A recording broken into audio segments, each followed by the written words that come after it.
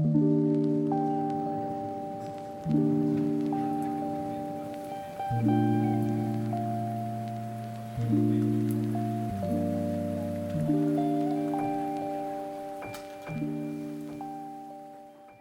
guys, welcome back to my channel. I hope everyone's doing well. I was originally going to take a break for only 1 week, but somehow time really got away from me and it ended up turning into 3 weeks without me even noticing. And what brought me back suddenly was actually the sponsor of this video, which is Skillshare. So thank you to Skillshare for pulling me back into YouTube when I become jaded. So I decided to make this video a bit casual just to ease my way back into making YouTube videos again after being super focused on some freelance work, which was honestly kind of exhausting, and I just wanted to let myself relax and have some freedom to make whatever visual choices I please, which is incidentally the most tragically absent component of being a freelancer or doing freelance work, unfortunately. So anyways, I did another portrait of one of my characters from the comic series that I'm currently working on, and by working on I mean writing / developing. Yes, her name is HaeJin, and this is the second last portrait that I'm going to be doing in the series. As you may have seen before, I've already done a couple of these using the same type of frame, but I digress. Alright, so this video is going to be a breakdown of the process of how I went about painting this portrait. Some of you may remember that I did a video a few months ago where I did a breakdown of how I do shadows and lighting specifically, and originally I was gonna make this video a more detailed version covering the same topic, but unfortunately I accidentally skipped recording about 10 minutes midway through this painting, and this 10 minutes just happened to be the first shadow pass on the face, which is arguably one of the most important parts in my shading process. So alas, it was not meant to be, you guys. So yeah, I guess I'll just save the detailed lighting and shadow video for another time, but here we go. Fortunately, I was able to capture the vast majority of this process, and more importantly, I did record the very beginning stages, which I find can be pretty useful, and it's something that I often forget to record, especially with spontaneous personal projects / pieces like this. So yeah, the first thing that I actually did for this one was to find some inspiration, which I don't typically do because I usually start out with having a pretty good idea of what I want, but in this particular case, I went to Pinterest and looked up some vintage photos and portraits because I wanted to avoid I wanted to kind of try to make these portraits look somewhat similar but also different enough from each other, so like utilizing different angles and different lighting, I mean, as much as I could. Anyways, I know that this lighting ended up kind of similar to the other girl, but I think overall it turned out different enough. Anyways, my point is, I specifically went to look for some inspiration for the lighting, and so I looked at vintage photos and portraits. And what I like about them so much is that they do often have very striking lighting, and they're very contrasting, so it's easy to use those types of photos as lighting reference. And I do think they have a very romantic vibe, and often they have a lot of depth in the expressions, like they're not necessarily just smiling and whatnot. So I like that a lot about vintage photos. So yeah, moving on, I found a couple of photos I liked and I brought them over into a PureRef reference board. So PureRef is the little app that I use on my PC to build reference boards. I can also set it so that it floats above all windows, which really helps when using it, just to have on the side of the screen but above Photoshop, if you know what I mean. I highly recommend this app. It's been super useful. I've only been using it for a few months and I think it's made a huge difference in my process. So yeah, as for the rest of the reference board, briefly wanted to mention that usually how I go about building a reference board is to put anything that I want, that I might need into it that is contextually relevant. So in this particular case, I put in a bunch of previous illustrations that I did of this specific character, so it would be easy for me to take a quick glance and make sure that I retain her essence. And I also put the 2 previous portraits that I did in the series so that I can look at them side by side for a quick reference as well, because it is a series after all. So yeah, moving on to step number 2, which was preparing the file and making the initial sketch. I don't want to linger too much on file prep. Generally, if I'm doing an illustration that's like supposed to be paired up with other ones, or like is one out of a series, I'll just reuse the same canvas after I create the initial file for the first illustration. But in this particular case, I actually realized that it's been a while since I did the last portrait, and back then I was still using my CINTIQ 22 HD, and I have since upgraded to a CINTIQ 24 Pro. So now my monitor is essentially 4K, and I did notice that it looks quite different. So I have been essentially working with much higher canvas size ever since I did the upgrade, because the previous types of like resolution / canvas size that I used to use for my files just looks kind of too small, and at 100% it looks rather small, and I like to zoom in pretty closely. So I don't know if this is relevant information or not, but I just wanted to mention that the resolution of your screen should probably affect the size of the canvas that you make, if you want to zoom in closely and not have the image be blurry. But yeah, anyways, moving on. Okay, so I'm gonna take a minute to talk about this video's sponsor. You guys probably know already that I'm a big fan of Skillshare, and not just because they sponsor my channel. If you've never heard of Skillshare before, it is an online learning platform made for people who love to learn new skills, especially in the creative field, but also on a huge variety of adjacent topics such as business analytics, entrepreneurship, productivity, and lifestyle, all of which I think are super important if you're an artist or any sort of creative, because those things feed into your life directly. And there's a ton of useful information on Skillshare about all sorts of things in regards to those topics. There are thousands of interesting classes there, most of which are super accessible in length, which is one of my favorite parts about Skillshare actually. The fact that the classes are super well structured and are usually broken down into smaller segments, which makes it super easy to go back and navigate your way around to see if you want to rewatch something again, or just to go back to one small part of a class later on. If you'd like to try out Skillshare, I will have a link in my description which will give you a free trial of premium membership. So the first 1,000 of my subscribers to click the link will get a 1-month free trial. And thank you so much, Skillshare, for supporting my channel. And now back to the video. I just wanted to quickly talk about the first initial sketch phase. So basically, I usually do one sketch, but for this particular drawing, I wanted to do a couple of different options just to see which one I like best. And I usually do these very quickly and not get into too many details, just to get like the gist of the angle of the head, like the pose, and just to get a feel for what it's gonna look like.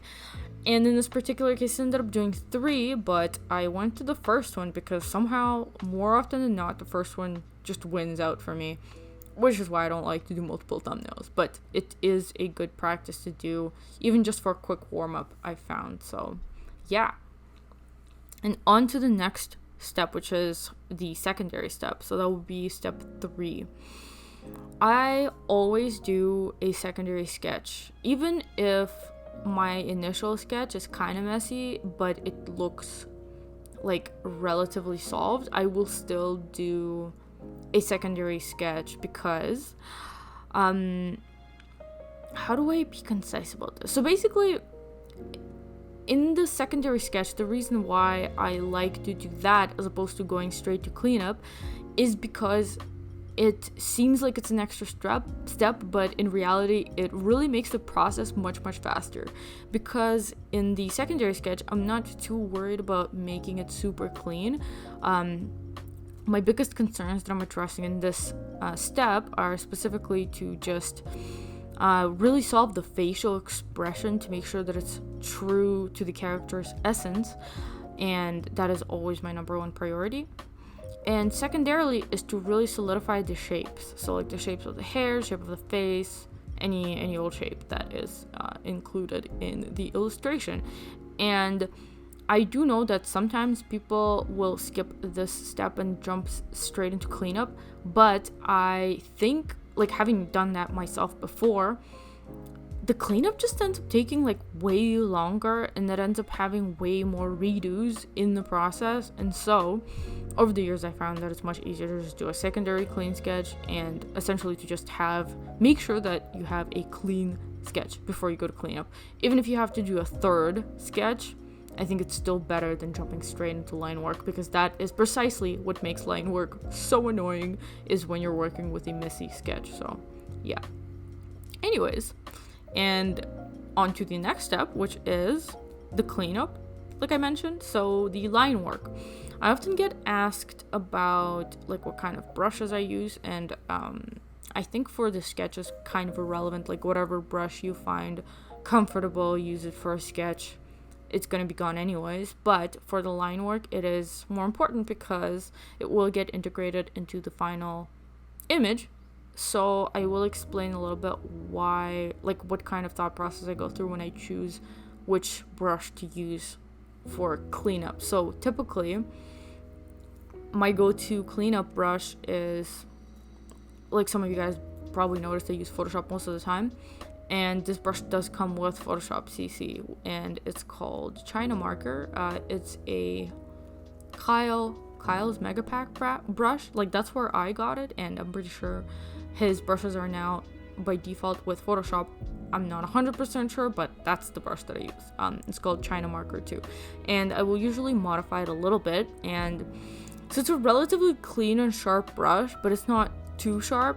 Like it's not a it's got a little bit of a soft edge. I don't really know how to explain that, but yeah, it's not like one of those super crisp and clean brushes. It's a little bit blurry on the sides, but you can't really see it from a zoomed out perspective. And it does have a pretty pronounced texture, so sometimes I will change the size of the texture. But the reason why I prefer texture on brushes for line work is honestly because it demands less perfection, I think, because when a line is textured, I think it gives it a ever so slightly more sketchy look, and for me that almost psychologically makes it easier for me to make strokes without being too worried about it being perfect and super clean. I don't know if it's the same for everyone, but that's just what I found perfect personally.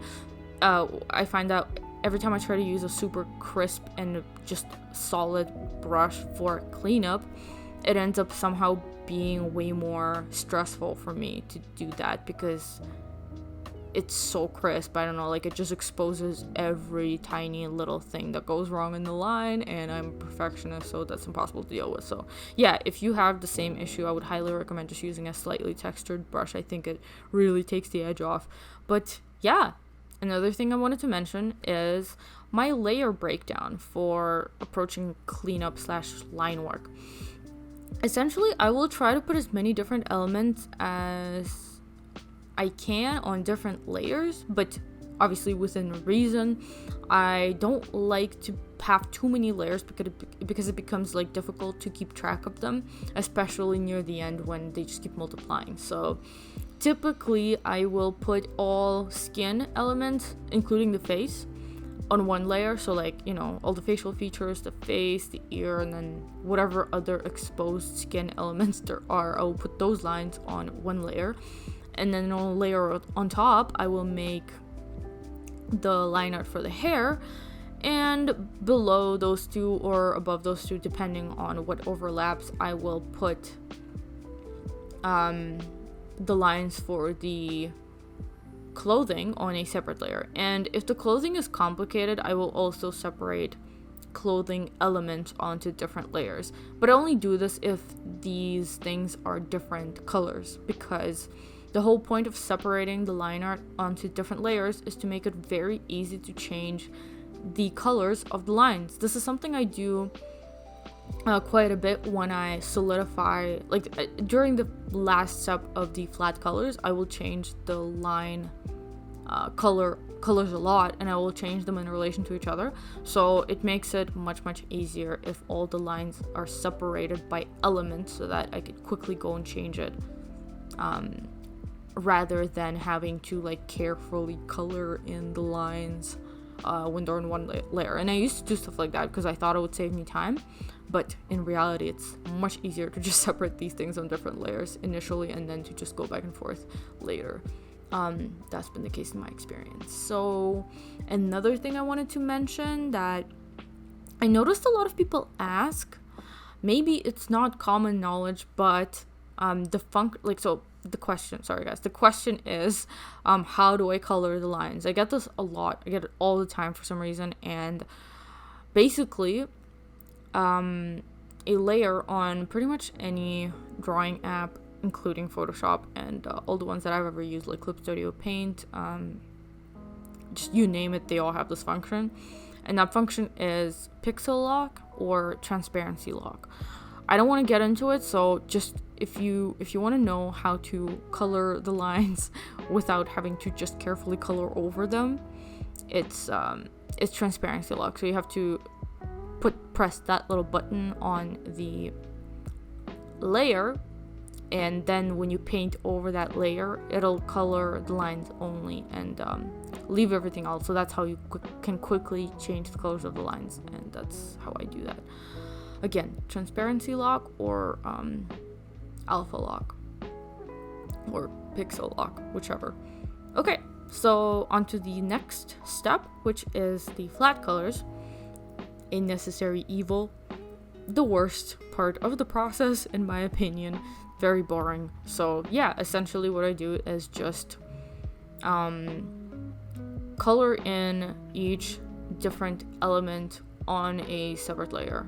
And the reason why I do that is for the same reason as I separate the lines, just to be able to easily change the colors later. So I'll have the hair in a separate. Actually, one tip that I do is, I don't know if this is relevant or not, but I figure I'll mention it since I'm doing a relatively detailed explanation of my process. I will usually start with, like, more often than not, I start with the skin.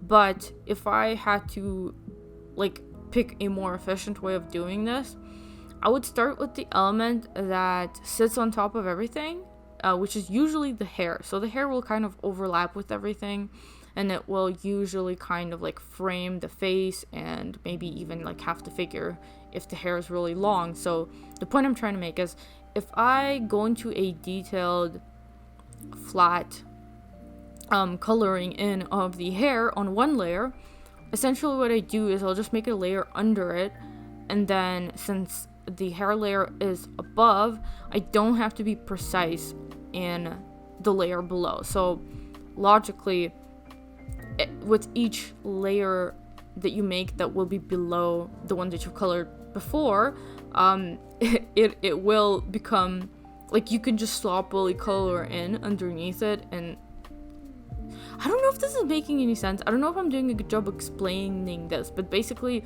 when I flat, I don't precisely make sure everything is within the lines very strictly according to the separate element that the coloring is supposed to be for.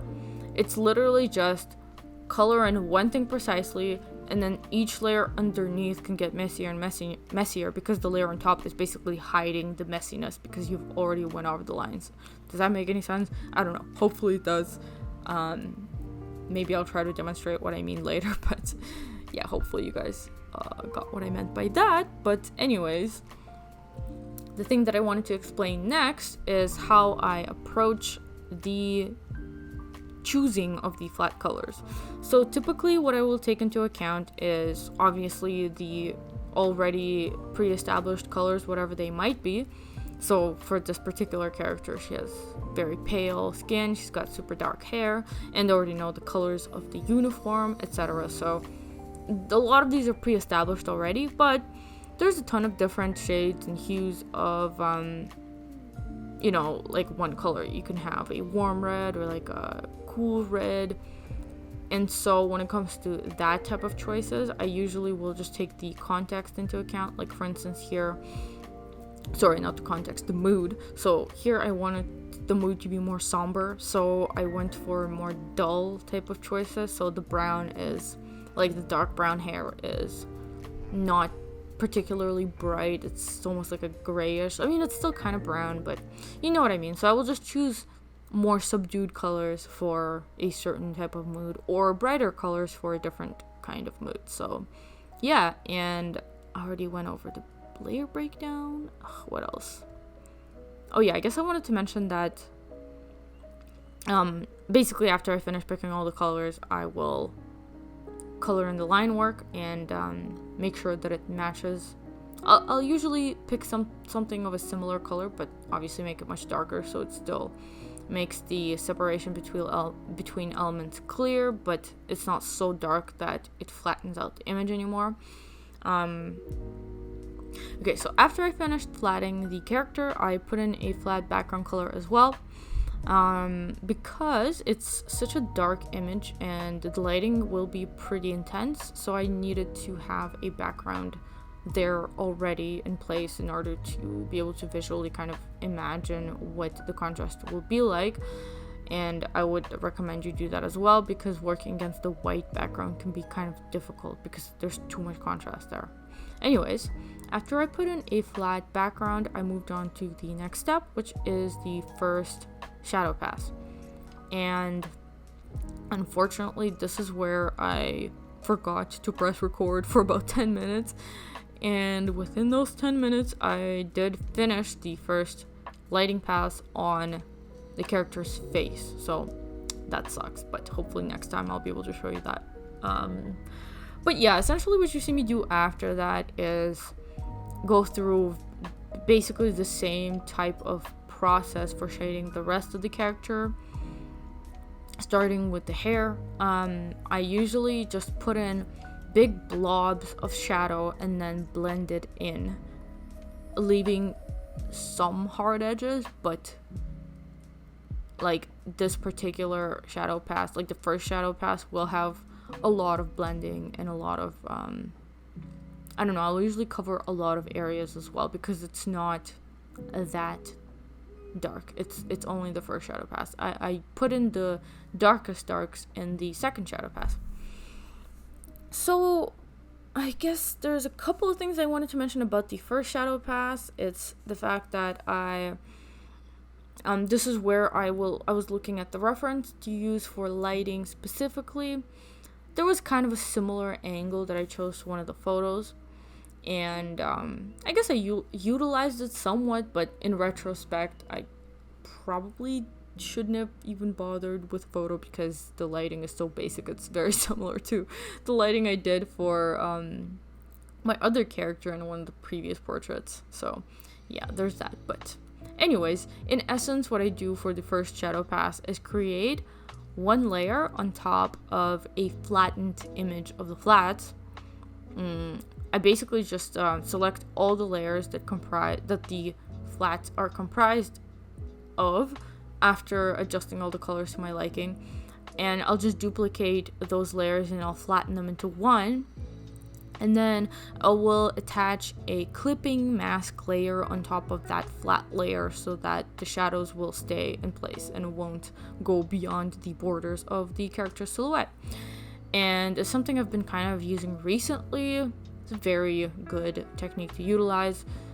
It's very unfortunate that I haven't been using it prior to like literally a few months ago, but whatever. I was just doing it in a more manual way before, and now it's much easier to do it this way. So if you don't know what a clipping mask is, I would highly suggest just looking into it and finding a quick tutorial that explains how to use that.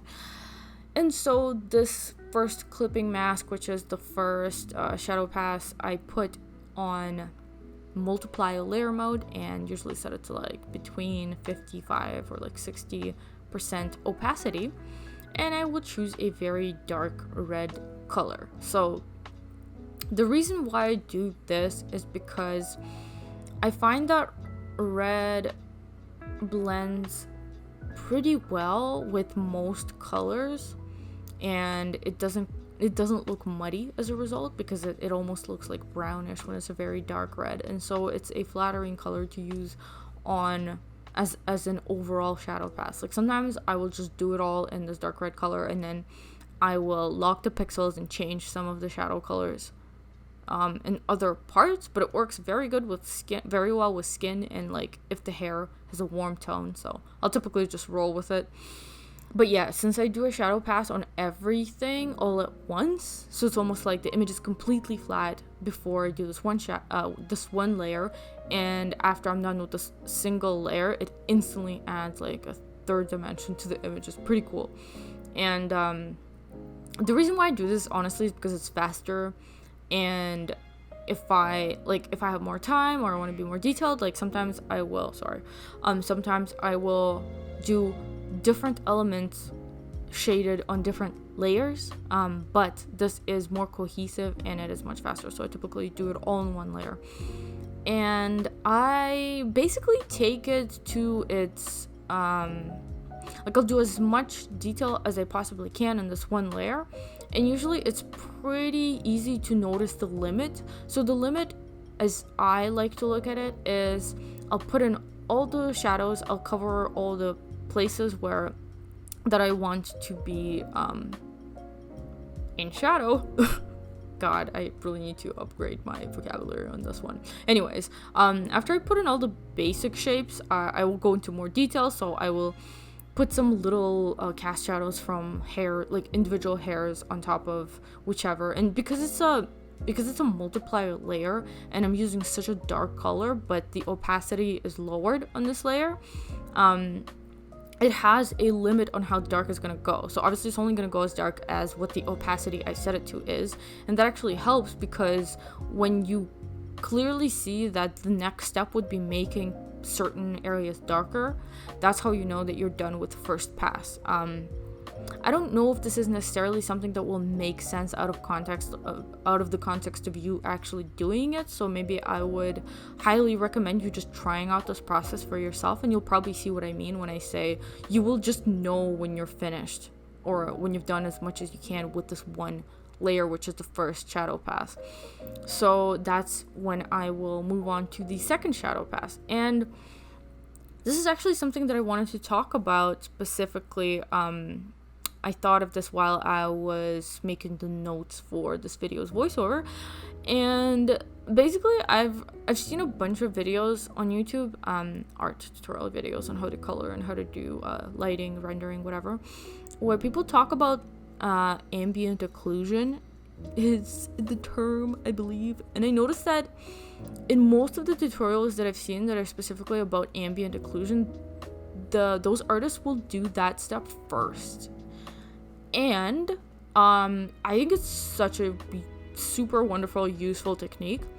But first of all, I didn't know that ambient occlusion was the term for it, even though I have been using that technique myself. But I've noticed that the biggest difference is that I do that step of things, which is the ambient occlusion, as the second shadow pass, not the first shadow pass. So I don't think that this is like the right way of going about it. I don't think there's a right and a wrong way of doing it. I just wanted to I just noticed a difference in approach, and I wanted to explain why I personally don't do the ambient occlusion step first. And that's because when I look at images that only have the ambient occlusion type of lighting, shadows, I'm not gonna define it. I would say just like look it up if you know what I'm talking about, and if not, just ignore these couple of sentences. But yeah, so when I look at images that only have the ambient occlusion lighting on them, it looks strange to me. Like, it looks unnatural, and so I prefer to do the basic shadows that come from a light source first, because that seems to kind of ground the image in some sort of scenario for me already. And then when I do the ambient occlusion secondarily, it just seems easier. Like, it seems easier for my brain to comprehend where the darkest shadows would go after I already have one general lighting shadows pass that is presumably from some sort of light source. Hopefully that made sense, but yeah, I don't know where I'm going with this. I just wanted to mention that because, like, I have seen a bunch of tutorials that do show ambient occlusion as a first step, but I personally do it as the second step, and I call it my second shadows pass step. So I actually paused and decided to look up ambient occlusion images just so I can better explain what I'm talking about. And yeah, I'm gonna put a couple of them up on the screen for you guys to see, and I'm sure you can see what I mean when I say that it just looks unnatural, and I feel like my brain can't like generate this type of lighting scenario in my head because I don't know, it looks weird. It looks super 3D but also not 3D. I don't know. Anyways, the point is that's exactly why I prefer not to do that step first, because my brain cannot process this information out of the context of a secondary light source, or like an actual light source, if that makes any sense. And I actually wanted to mention this as well because this is the biggest reason why I do not paint light in. So essentially what I do is, the way that I set up my process is that after I do the flats, which are like the local colors or like the local hues of every single differently colored element in the illustration, I kind of set it up as neutral but very light. And if I have a very darkly lit scene in mind, I would just put a gradient of dark over top of that and then erase some light parts out of it, and then add the ambient occlusion and like multiple shadow passes over top of that. I know that it sounds weird explaining this stuff out of context, but I think that there's just something about my brain that has a much easier time understanding how to process lighting or like the lit parts of an image as the absence of shadow, rather than like painting them in afterwards. I don't know.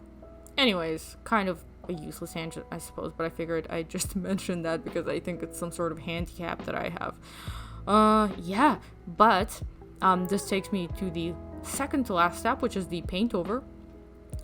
One of the most fun steps of the entire process, probably the most fun step for me personally. This is essentially where I will just go over everything and fine-tune all the detailing. You can probably see what I mean by that just by looking at the sped up process footage that I will have right here, and I will focus on the tiny details like the eyelashes or like overlapping hair strands, and sometimes I will I'll just put some highlights in for the hair, and obviously any little highlights that can go on in the skin to, like, as well, especially on the nose and like around the eyes and the lips and such. I'm sure this is very boring to listen to, but yeah, it's probably easier to just see what I mean when if you look at the footage. So yeah, hopefully this was a very straightforward process breakdown. I've done a couple of videos like this before. Hopefully there's usually something, I'm hoping that there's usually something that comes up with every one of these videos that I do that is in fact new information that I didn't think about in the previous version of a walkthrough like this. But yeah, I also have a little bit of footage of the corrections that I did, like color corrections, and adding a texture for the background, all that stuff. It's been a while since I did one of these portraits, so I was kind of experimenting a little bit. And the last segment that I did of this, I actually forgot to record. was just me editing where her neck is. I just like later was looking at it and I realized that it just looks like she's pushing her head forward way too much. Like the hair, the neck looked like it was way too far back to me, so I just kind of like moved it forward, and unfortunately I did not include that I did not record that. So yeah, I also ended up changing the background color like a bunch of times, because first I had it as red and then I wanted to change it to like a teal color, which I thought looked nice, and I realized that one of the previous portraits already had a teal color as well, so I ended up fixing it and changing it to blue, which I ended up settling on because I don't know, at that point I was just done. But yeah, overall thoughts on this portrait is I'm very happy with it. I really think I was able to capture my character's essence, and that's usually the number one concern that I have with drawings like this, is to just capture the correct face/facial expression and to really have like an intense gaze at the camera type of situation, as I'm sure you know what I'm talking about. This is kind of why you probably can't notice this in the sped up version of the video, but I do spend quite a bit of time on the eyes. It's usually like in the mouth, like just the face in general, but the eyes and the mouth specifically are two areas where I will spend a lot of time, because I think each and every little subtle decision, just like subtle stroke and whatnot, makes such a big difference in the facial expression that it's something that I will just continue tweaking until I get it right. So yeah, I know it's been a while since I've made a YouTube video, so I apologize you guys if I'm kind of like talk too much, and this one is a bit longer than the videos that I've been making, I guess, lately before I took this big break. But yeah, I hope you liked this explanation / walkthrough of my process, and I'm definitely planning to get back to traditional art very soon. And hopefully I will also get a chance to do more relaxed voiceovers where I just get to talk about something with less pressure, because I do feel like I've been putting a lot of pressure on myself when it comes to the voiceovers in my Reference Wednesday series, but I digress. This video is not about that. I'll probably make an update video where I tell you guys what my plans are and what I'm gonna do with the Reference Wednesday series and what else I have on the horizon. So yes, thank you so much for continuing to watch my videos. I really appreciate your support, and I always love to see and read comments, and I would love to see any suggestions or whatever you guys have on your mind while watching this video. I appreciate all comments. Thanks so much for supporting my channel, and I will see you in my next video. Bye!